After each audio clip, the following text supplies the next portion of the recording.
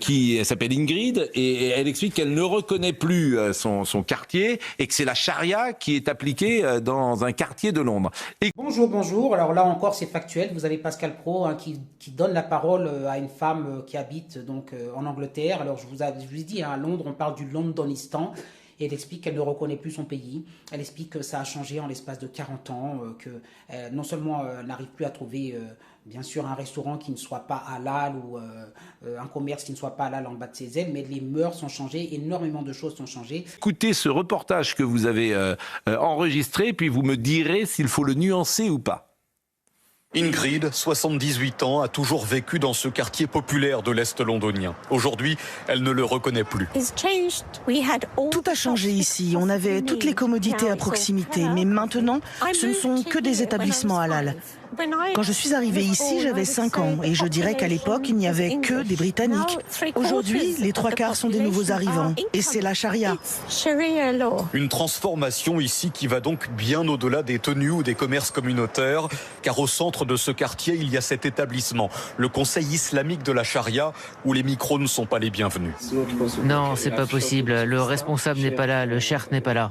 Ce Pakistanais de 25 ans qui sort tout juste de ce centre est en revanche bien plus local. On y obtient des informations sur la religion, par exemple le mariage avec 2, 3 femmes. On y apprend aussi les lois, les visas. Ils m'ont même encouragé à venir m'installer. Un centre qui n'a théoriquement aucun pouvoir légal en Grande-Bretagne, mais qui dans ce quartier en mutation tisse sa toile avec une opacité et des conseils aux frontières des interdits. Charles L'Huillier, donc ce reportage que j'ai trouvé tellement intéressant que je vous ai demandé d'être avec nous à l'instant, est-ce que cette jeune femme, pardonnez-moi, de 78 ans qui parle de la charia, est-ce qu'elle exagère un peu la situation ou est-ce qu'elle témoigne de la réalité? Alors bon, elle explique, c'est de son point de vue, qu'il y a une charia et que cette charia... la charia, c'est bien sûr ne pas respecter les règles du gouvernement londonien et d'appliquer avant tout les lois islamiques qui prévalent sur les lois du gouvernement britannique. Et ça pose des problèmes dans tout un tas de choses, que ce soit pour les jeunes qui veulent pas adopter les coutumes des londoniens ou de toute façon des Britanniques de manière globale. Alors, théoriquement et littéralement, la charia, c'est tout simplement lorsque la loi islamique prend le pas sur la loi du pays en question. Là, pour l'instant, en tout cas, on n'y est pas parce que au Royaume-Uni, en Grande-Bretagne, eh bien, il y a toujours donc tout simplement des lois qui régissent la société. Et pour l'instant, ce centre islamique de la charia, ce Sharia Council dont on vient de parler, n'a aucun pouvoir légal. Simplement, lorsqu'on se balade dans ce quartier de Leyton, on aperçoit énormément de commerces communautaires, de boutiques de vêtements qui sont évidemment destinées à l'habillement des femmes musulmanes. Il y a également évidemment beaucoup de restaurants halal, et puis surtout quelque chose, moi, qui m'a marqué, quelque chose qui semble peut-être très insidieux. En réalité, il y a dans certains commerces, sur les vitrines, toujours ces consignes à l'époque du Covid qui sont restées et qui invitent notamment ceux qui entrent, à porter un masque chirurgical. Tout le monde sait aujourd'hui, et en France c'est pareil, que le masque chirurgical est en fait parfois utilisé comme un substitut du voile intégral. Tout le monde l'a compris. Et dans ce quartier, c'est toujours le cas. J'aimerais tout de même parler de ce centre dont on a parlé dans le reportage, l'Islamic Council Sharia. C'est un centre, en réalité, il y en a 82 dans le pays, et l'objectif en fait de ce centre, c'est tout simplement de présider des mariages religieux, des mariages islamiques, des mariages musulmans. Il y en a 100 000 tous les ans, des mariages musulmans présidés par ces centres. Et c'est vrai qu'en fait, et là je n'invente rien, ce sont les associations féministes de Grande-Bretagne qui le disent, ces centres en fait apportent des conseils à ceux qui veulent se marier et surtout permettent ce sont des mariages qui n'ont aucune valeur légale, mais ce sont des centres qui permettent eh bien, aux époux de se marier et aux époux de divorcer. Merci. Et lorsque, en tout cas, les femmes veulent divorcer, eh bien, c'est beaucoup plus compliqué que pour les hommes. Et là, je n'invente rien, ce sont les associations féministes qui le disent. Alors Sabrina Medjaber, ça nous renvoie toujours à la fois l'enquête de l'IFOP hier et le témoignage de Charles L'Huillier, ça nous renvoie à Hassan II, ce qu'avait dit Hassan II.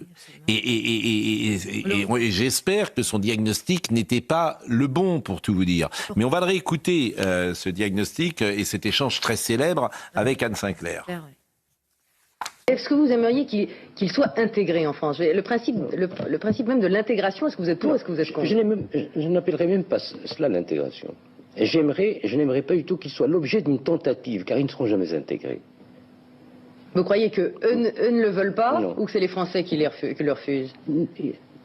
L'exprimeront-ils qu'ils ne le pourront pas? C'est possible entre Européens. La trame est la même. Les mouvements européens dans l'histoire ont été Est-Ouest. Et les mouvements humains, la religion, tout un tas de choses. Mais là, c'est un autre continent. Et vous n'en avez que faire.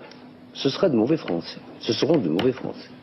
Enfin, vous nous découragez de chercher à intégrer.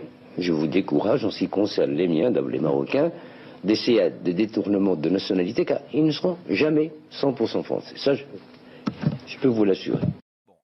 C'est, comment dire, ce qu'il dit est contredit par des exemples que chacun connaît.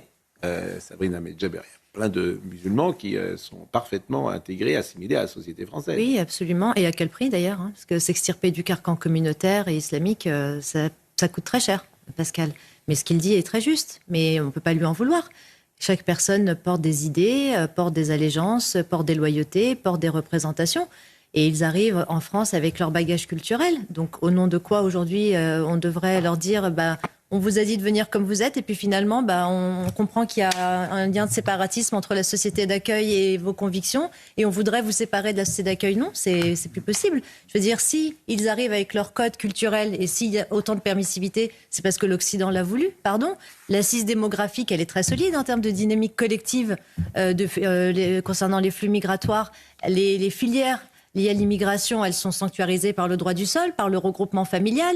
La préservation des codes culturels comme le patriarcat ou le rejet des autres religions ou l'endogamie, elle est justement punie au nom du droit à la différence. Donc ils arrivent en Occident, ils sont à l'aise. Comment voulez-vous faire aujourd'hui pour lutter contre le séparatisme ? Il faudrait peut-être questionner la responsabilité des élus qui ont permis justement cette immigration massive, ceux qui ont pactisé avec les islamistes. Il faudrait peut-être qu'un jour on ait un audit sur les associations islamistes, sur les centres culturels, les fameuses madrasas dont je vous ai parlé hier sur Europe 1. Les élus ne sont jamais remis en question, ils ne sont jamais questionnés. On laisse l'islamisme, on l'accueille avec le tampon de la République, et ensuite on se dit, oh là là, il y a séparatisme, oh là là, les jeunes sont de plus en plus rigoureux. Mais l'islam, c'est une orthodoxie et une orthopraxie. Tout à l'heure, vous parliez des pays anciennement venus en France, en tout cas des citoyens anciennement venus en France, des premières générations. Mais il y avait une matrice commune, c'était la religion chrétienne. La religion islamique n'est pas la religion chrétienne. Voilà, c'est tout un tas de choses dans la vie quotidienne qui posent problème et qui fait que cette femme ne se sent plus tout à fait chez elle en Grande-Bretagne. J'avais été en Grande-Bretagne il y a un certain temps. Aujourd'hui, je vous dis, je ne reconnais plus la Grande-Bretagne. Hein. Alors voilà, c'est un fait, on décrit. J'espère que TikTok ne veut pas me censurer pour décrire une réalité. Parce que maintenant, je me fais taper sur les doigts à chaque vidéo où je dénonce ce genre de choses. Regardez, c'est pas moi qui le dis, hein, TikTok. C'est Pascal Pro. Pascal Pro le dit, il fait parler et je ne fais que relayer le témoignage d'une Britannique qui dit que ça devient très compliqué avec une certaine population. Hein, voilà, on ne fait que dire la vérité, hein, TikTok. D'accord, hein, pas de panique. Merci et je vous souhaite une bonne journée.